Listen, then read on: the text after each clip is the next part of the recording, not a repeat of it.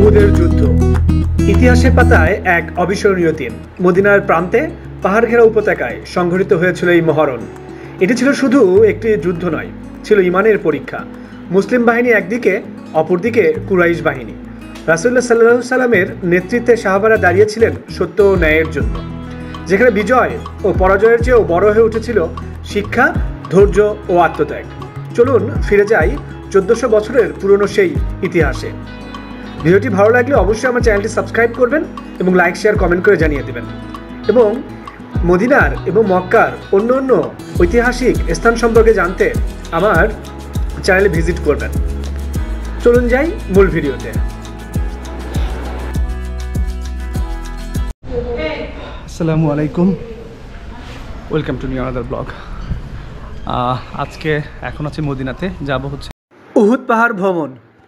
পাহাড় ছাড়াও আরও যে মদিনাতে যেসব সাইট সিইং করা যায় সেগুলো করব এবং আপনাদেরকে সেগুলো দেখাবো।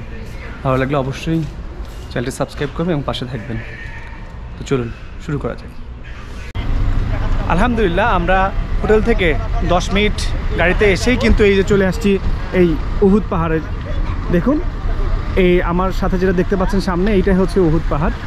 আর আপনাদের দেখায় বাম পাশে যে মসজিদটা দেখতে পাচ্ছেন, এটা হচ্ছে মসজিদুল উহুদ বা মসজিদ আল সোহাদা। আমরা একটু নামাজ আদায় করব, এখানে 2 রাকাত নফল নামাজ আদায় করব। চলুন। এটা মসজিদ উহুদ, মসজিদ আল সোহাদা।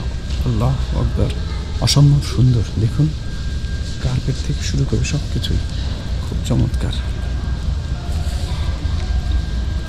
আল্লাহ এখানে আসা সবাইকে তৌফিক দান করুন, আমিন।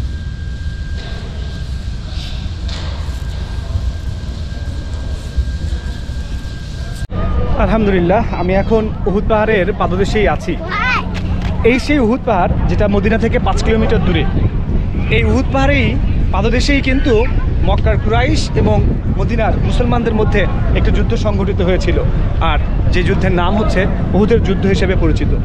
625 খ্রিস্টাব্দের সময় এই ঘটনাটি ঘটে এবং এই যুদ্ধে কিন্তু 70 জন সাহাবী নিহত হয়েছিল এবং স্বয়ং হজরত মুহাম্মদ সাল্লাল্লাহু আলাইহি ওয়াসাল্লামের চাচা শাহেদুস শুহাদা হজরত হামজাও কিন্তু এখানে নিহত হয়েছিলেন এবং নবী করিম সাল্লাল্লাহু আলাইহি ওয়াসাল্লামও কিন্তু এখানে ব্যাপকভাবে আহত হয়েছিলেন। দেখুন আপনার চারপাশটা, এই পাহাড়ের উঁচু কিন্তু প্রায় 3550 ফিট। এই যুদ্ধের কারণ হিসেবে যতটুকু জানা যায়, বদরের যুদ্ধের পরাজয় কোনোভাবেই কুরাইশরা মেনে নিতে পারেনি। বিশেষ করে জেহেল এবং উতবার মৃত্যু, তাদের মনে এই প্রতিশোধের আগুন দাউ দাউ করে জ্বলছিল এবং এর জন্যই কিন্তু মাত্র 1 বছরের মধ্যেই এই উহুদের যুদ্ধ সংঘটিত হয়।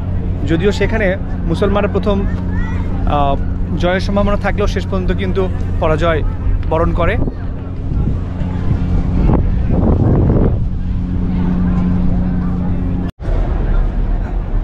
এই যুদ্ধের কথা যদি আপনাদের বলি, 625 সালের 11ই মার্চ 3000 সৈনিক নিয়ে মক্কার বাহিনী আবু সুফিয়ানের নেতৃত্বে মদিনার দিকে যাত্রা করে। এই বাহিনীর সাথে ছিল 3000 উট ও 200টি ঘোড়া।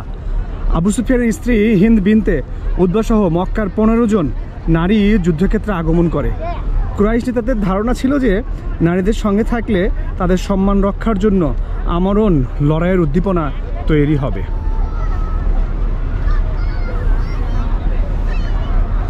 কুরাইশদের সংখ্যা ছিল যেখানে 3000 সশস্ত্র সৈন্য, 300 উষ্ট্রারোহী, 200 অশ্বারোহী সহ 5 মাইল দূরে, এই মদিনা থেকে কিন্তু 5 মাইল দূরে এই যুদ্ধটি সংঘটিত হয়। আর এর প্রেক্ষিতে মাত্র 100 জন বর্মধারী, প্রায় 50 জন তীরন্দাজ সহ 1000 জন মুজাহিদ কিন্তু এই যুদ্ধের দিকে যুদ্ধ করার জন্য মুসলমানদের পক্ষে অগ্রসর হয়।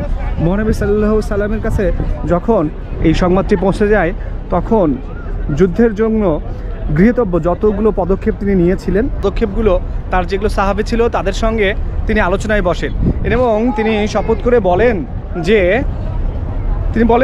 যে আল্লাহর রহমতে আমি স্বপ্ন দেখেছি কতগুলো গাভী জবাই করা হচ্ছে। আমি আরও দেখেছি যে আমার তলোয়ারের মাথায় কিছু ভঙ্গুরতা দেখা দিয়েছে। সে আরও বলেন যে আমার এই হাত আমি একটি সুরক্ষিত বর্মের মধ্যে ঢুকিয়ে দিয়েছি। এর ব্যাখ্যা হিসেবে তিনি বলেন, কিছু সাহাবী এই যুদ্ধে নিহত হবে, তলোয়ারের ভঙ্গুরতার অর্থ তার পরিবারের কেউ শহীদ হবে, এবং সুরক্ষিত বর্মের অর্থ মদিনা শহর। নবী করিম সাল্লাল্লাহু আলাইহি ওয়াসাল্লাম স্বপ্নে যা দেখেছিলেন তার ব্যাখ্যা আপনারা এতক্ষণ শুনলেন। তো চলুন এই উহুদের যুদ্ধে মুসলমানরা কেন পিছিয়ে যেতে বাধ্য হয়েছিল তার কারণটা আপনাদেরকে একটু জানাই। এই উহুদের যুদ্ধে মুসলমানরা কিন্তু প্রথম দিকে সাফল্য লাভ করেছিল এবং মক্কার সৈনিকরা পিছু হটতে কিন্তু বাধ্য হয়। বিজয়ের খুব কাছাকাছি থাকা অবস্থায় মুসলিম বাহিনীর কিছু অংশের ভুল পদক্ষেপের কারণে যুদ্ধের মোড় ঘুরে যায়। উহুদের পাদদেশের নিকটেই ছোট্ট আকারের এর একটি পাহাড়ের চূড়া, যেটির নাম জাবালে রোমান, অর্থাৎ রোমান পাহাড়। এই পাহাড়ের ওপরেই রাসূলুল্লাহ সাল্লাল্লাহু আলাইহি ওয়াসাল্লাম 40 জন সাহাবীকে একটি সংকীর্ণ গিরিপথ প্রহরায় নিয়োজিত রেখেছিলেন। তাদের মধ্যে ছিল তীরন্দাজ বাহিনীও। রাসূলুল্লাহ সাল্লাল্লাহু আলাইহি ওয়াসাল্লাম নির্দেশ দিয়েছিলেন কোনো অবস্থাতেই তারা যেন এই প্রহরা থেকে সরে না যান। এমনকি সম্মুখের বাহিনীর গোশত ছিঁড়ে খাওয়া দেখলেও তারা যেন এখানকার প্রতিরক্ষা কার্যক্রম থেকে নিবৃত্ত না হন। যুদ্ধের প্রথম দিকে কাফের বাহিনী পিছু হটতে থাকে। প্রবল বিক্রমে এগিয়ে যেতে থাকেন রাসূল সাল্লাল্লাহু আলাইহি ওয়াসাল্লামের সাহাবীরা। সংকীর্ণ গিরিপথ প্রহরার দায়িত্ব ছিল আব্দুল্লাহ ইবনে জুবাইরের নেতৃত্ব একদল সেনা। যুদ্ধের মুশরিকদের পরাজয় দেখে তারা স্থির থাকতে পারেননি। রাসূলুল্লাহ সাল্লাল্লাহু আলাইহি ওয়াসাল্লাম কঠোর নির্দেশ উপেক্ষা করেন। তারা তীরন্দাজ বাহিনী রাসূলুল্লাহ সাল্লাল্লাহু আলাইহি ওয়াসাল্লামের নির্দেশ ভুলে গনিমত কুড়ানোর জন্য মাঠে নেমে যায়। আব্দুল্লাহ ইবনে জুবাইর তার সাথে থাকা প্রহররত বাহিনীকে নিষেধ করেছিলেন, কিন্তু তার নিষেধ উপেক্ষা করে পলায়নপর মুশরিকদের পিছু ধাওয়া করেন এবং নিজেদের অবস্থান ছেড়ে দেন। তীরন্দাজ বাহিনী স্থান ত্যাগ করার পর বিজয়ের দ্বারপ্রান্তে এসে যুদ্ধের গতিপথ উল্টে যায়। আর এভাবেই কিন্তু এই উহুদের যুদ্ধে মুসলমানরা শেষ পর্যন্ত পরাজয় বরণ করে নেয়। এই যে দেখুন, এই মোটামুটি উহুদের ইতিহাস, উহুদের যুদ্ধের ইতিহাস। চলুন আমরা এবার এই সামনের দিকে একটু দেখি। সামনে যেগুলো দেখতে পাচ্ছেন এইগুলোই হচ্ছে, এখানে হচ্ছে শহীদদের, আমাদের 70 জন শহীদ আছে এবং নবী করিম সাল্লাল্লাহু আলাইহি ওয়াসাল্লামের চাচা, ওনার কবর এখানেই আছে, হযরত হামজা। দেখতেই পাচ্ছেন जो भी मंगो अच्छे बड़ी यानी कि कबूल होती दुआ, एक जगह बड़ी ही जबरदस्त जगह।